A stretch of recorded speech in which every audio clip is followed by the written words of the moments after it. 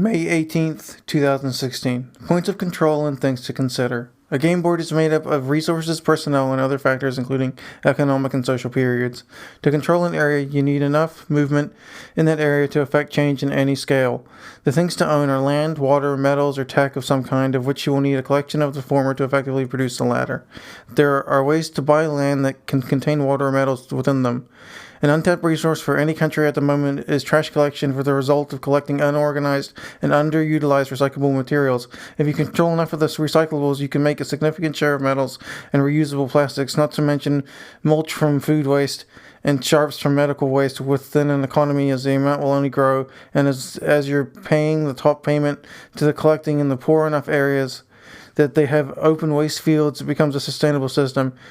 You then buy land and build recycling and waste sorting areas and build a work set that is loyal to your company through proper payment and potentially adding a healthcare for a given area. Once you're making enough money with that, you buy large tracts of land as dumps or ecological sites and expand as much as possible at key choke points where waste collects and where natural resources also tend to be. Waste moves with the natural movements of the area, so it makes sense to own where the waste collects naturally and for later use with the filtration systems. Every building in a suitable climate is roofed with solar farms. You may as well sell electricity to the local area for the roof space it provides as an added payoff, and in poor areas provide power to your work set to increase the loyalty to the company. Building the local amenities endears you to the public, and better still, if you pay them to enjoy the fruits of it, getting them hooked into a consumer lifestyle is needed for emotional stimuli and response conditioning, which is taken care of where it's legal to host those ad redefining injection systems and through cultivated product placement in the form of video snippets and static ad productions talked about before. If you buy an area with a working river set that's powerful enough, you build a generator that is preceded by a dual action filtration system. One filters in waste that floats into the system, then the water is cleaned from heavy metals and environmental waste that affect the health of work set. If the water system is clean enough and powerful enough to warrant bottling the water, then it's worth doing it for the added reciprocated recycle of waste and recycle, especially if there's a return fee for plastic bottles, not to mention bringing suitable clean water to the work set that can be moved in large amounts in time of drought or emergency. Once the work set is hooked into the grid, all that's needed to keep them producing and working at a suitable output is to threaten layoffs and reward those that stay with percentage raises to have a contracted, tangible core of workers that attract suitable persons to the work set for the same gains. You plant forests within arid systems and build saltwater lake systems to build fish reservoirs that can be farmed and released back into the emptying seas at logical parts of their mating cycles. It would pay to breed a few ultra-nutritious pike-style fish, quick to reach maturity, breed and overtake the dying naturally producing fish. As long as the fish are nutrient-dense and don't taste like ass, people will eventually not care where their fish comes from. It also graze out the area of farm-raised if they're introduced into the natural cycle of the seas. Better if it's something that occurs naturally, but I have a feeling that it'll be a few fish types left, if any, and they'll be likely introduced from outside sources. That would have to be due to the amount of fishing going on. No point in risking the baby population when man-made lakes are cheaper overall in risk assessment. If they fail, you can use desalinators and sell the salt and the filtered water and try again at the next logical site. Where suitable growth cash crops that can be farmed, mostly wheat since it is the largest cash crop of the century at this point, and use that money to fund other parts of the system, including cheap housing for the works that keep them high and fed with the lights on and affect their emotional stats, and you can get them to work for their lifespan just making you money. Offer drug counseling and penalize those that can't handle their addictions properly, with police and increasingly psychotic rage incidents from overuse by forcing them to work on the garbage lands where the pay would be highest. You could legally cut the costs by using incarcerated workers. May 18th, 2016. Went to the trails today. The 3 deer from yesterday popped out for a few minutes after parking and faded back into the tree line. There's a point of magnetic attraction before the unavoidable full attraction because the looping action of the pole is spread over a larger volume, so it's essentially weaker. If using the weave design for the donut, the hole, then it'll pull the cord movement piece outward slightly, but because the combination of field A and B from the sides of the weave opening and the movement pieces C, D, E are greater than the force of the negatively charged graphene substrate, you still get a slowed glide movement, though it has to act as a friction of some type. The trick is to force the output of the movement magnet to be much higher than the opposition charge while keeping the rotation arc within the field of motion of the arc itself to cause the charge within the magnetic field. The magnetic field is positive. The graphene is neutral but will create a negative field in relation to the movement of the perpendicular magnet rotation around the wire frame, resulting in the first magnet creating the negative EMF that is counteracted upon by the next magnet's pass through, creating the change that the EMF needs to pulse a charge. Essentially, it makes its own EMF difference, so it'll go negative, less negative, more negative, less negative, more negative, creating a perpendicular EMF down the length of the wire. If it's spun clockwise, it will attempt to go up the wire if spun counterclockwise. Blur, silver sun pickups. I wonder if it needs two wire setups. A graphene sheet arranged to create a negative EMF, which is created by the positive pole of the movement mechanism. Then in between the two fields, you would have the real collection point of the charge in between the two fields, potentially rotating between the two sides to produce a real charge. May 18th, 2016. Two-hole setup, one positive pole, one negative pole, rotating in the same direction but offset slightly so it goes from one pole strongly, then the opposing pole, then the first pole again. A positive pole makes a negative EMF, a negative pole makes a positive EMF. Forcing one in front of the other creates a semi-rotation of EMFs along the length of the collection wire. The field increases as the movement piece moves along its path of travel, and the current increases. May 18th, 2016. I had a dream about a room of machines where you got to learn to solder things in your head.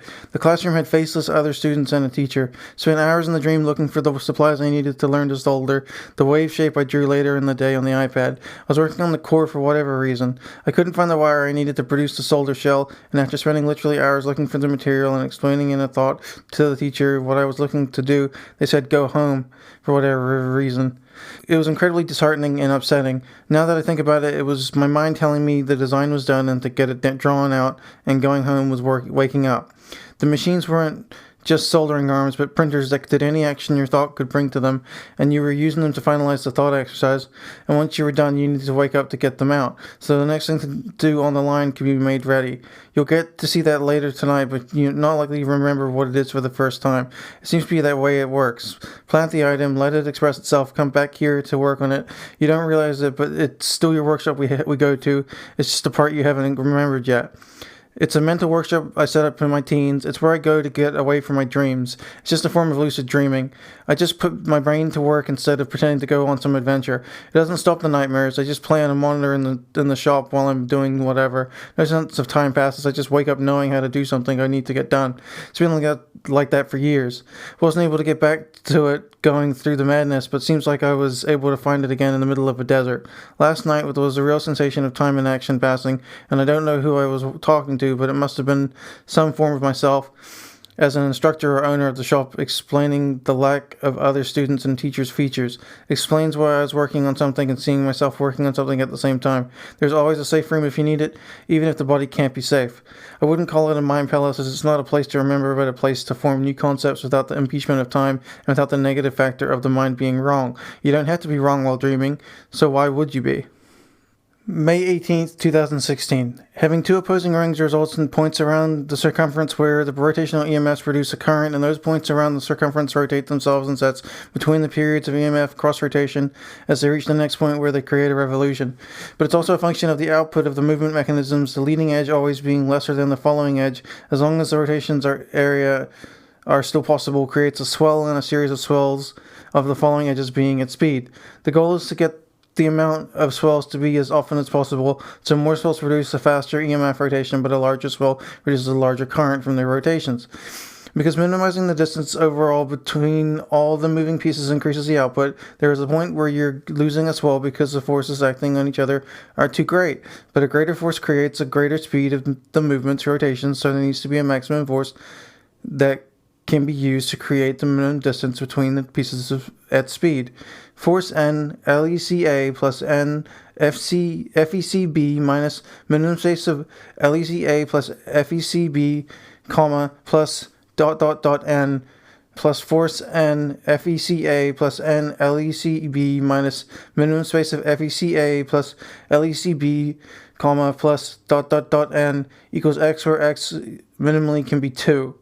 Those spaces between the two pieces are acceleration and deceleration curves, because at either point the force of the greater is acting on the lesser as a lesser acts on the greater, creating a rubber band effect of slight forces towards, then slowing as that acceleration acts on the leading piece ahead of it.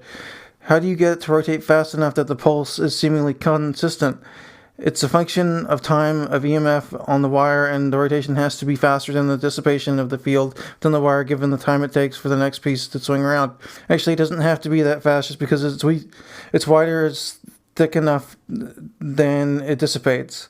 A large hole would let more out quicker, so the wire has to be thin enough, but also you have to think of the EMF as a whole. The whole thing is increasing throughout, and if the revolutions are enough that it would saturate in surrounding areas of the wiring, and that may not be EMF loss after all. It would warm up as the EMFs become sustained. The pulse from the leading edge may also reduce its effectiveness, but it wouldn't slow it enough then it won't be filled with noise. So there's a range to figure out. Figure out the EMF produced by the hypothetical magnetic movement piece down a length of wire and see how it would change if that EMF were to increase from a larger following edge. Then take the pulse over time from leading edge to following edge and determine the pulse ratios along the length of the wire.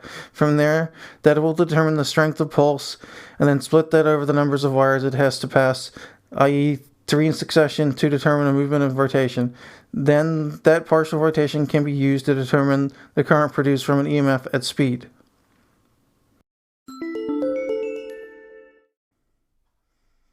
Okay, well, I'm taking a break, so I might as well do some ads. This is my first one, so bear with me. So, if you haven't heard about Anchor, it's the easiest way to make a podcast. Let me explain. It's free. There's creation tools that allow you to record and edit your podcast right from your phone or computer. Anchor will distribute your podcast for you, so it can be heard on Spotify, Apple Podcasts, and many more. You can make money from your podcast with no minimum listenership. That's pretty cool. It's everything you need to make a podcast in one place. And all you have to do is download the free Anchor app or go to anchor.fm to get started.